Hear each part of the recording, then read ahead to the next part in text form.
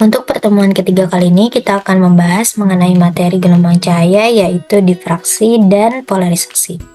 Difraksi cahaya. Difraksi adalah efek pembelokan atau penyebaran arah muka gelombang yang terjadi saat gelombang menemui sebuah ujung penghalang atau celah sempit. Fenomena difraksi secara umum dibagi menjadi difraksi celah tunggal dan difraksi pada kisi. Difraksi celah tunggal, di mana sebuah sumber gelombang melewati celah sempit, gelombang akan menyebar dan membentuk suatu pola apabila tertangkap oleh layar. Pola menunjukkan daerah dengan intensitas tinggi dan intensitas rendah. Adapun penentuan pola intensitas rendah pada difraksi celah tunggal dengan lebar celah D dan panjang gelombang lambda akan mengikuti persamaan D sin theta sama dengan N dikali lambda. Selanjutnya yaitu kisi difraksi.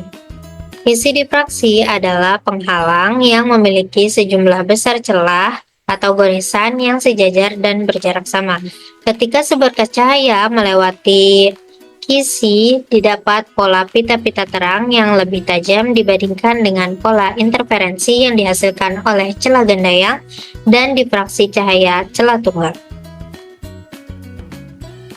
Berikut merupakan pola gelap dan terang yang terbentuk pada kisi difraksi.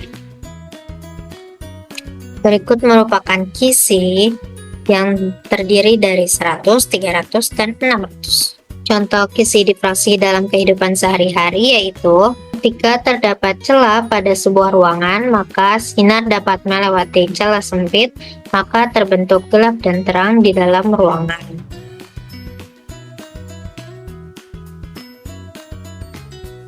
Terbentuknya pola gelap dan terang saat sebuah sinar diarahkan pada CD atau DVD yang merupakan sebagai kisi.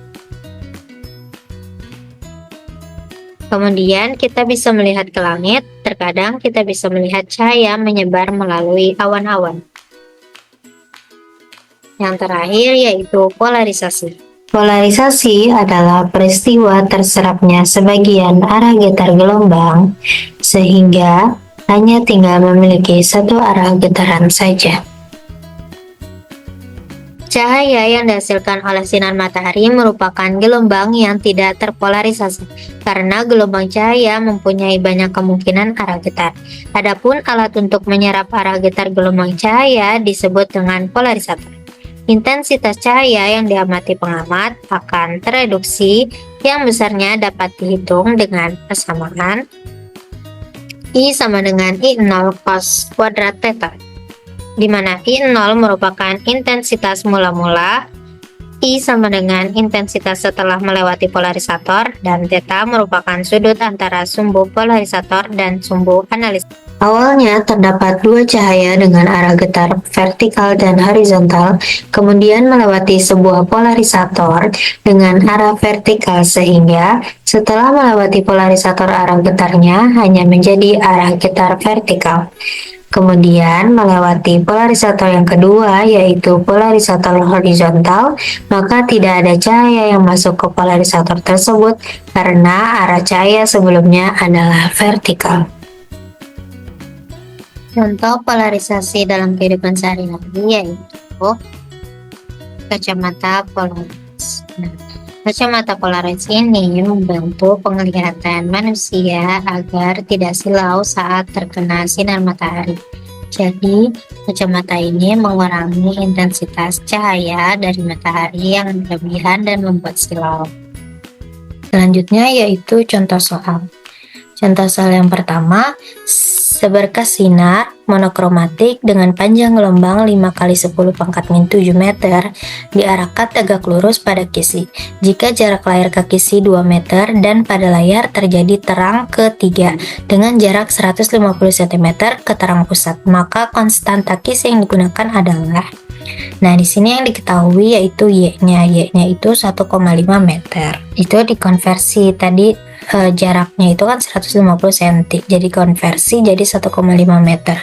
L-nya itu sama dengan 2 meter, M-nya sama dengan 3, panjang gelombangnya yaitu 5×10⁻⁷ meter.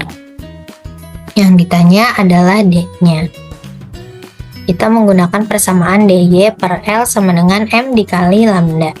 Tinggal pindah ruaskan, D sama dengan M lambda L per Y. Kita masukkan M-nya 3, lambdanya 5 kali 10 pangkat min 7, dan L-nya 2 per 1,5, sama dengan hasilnya 2 kali 10 pangkat min 6 meter.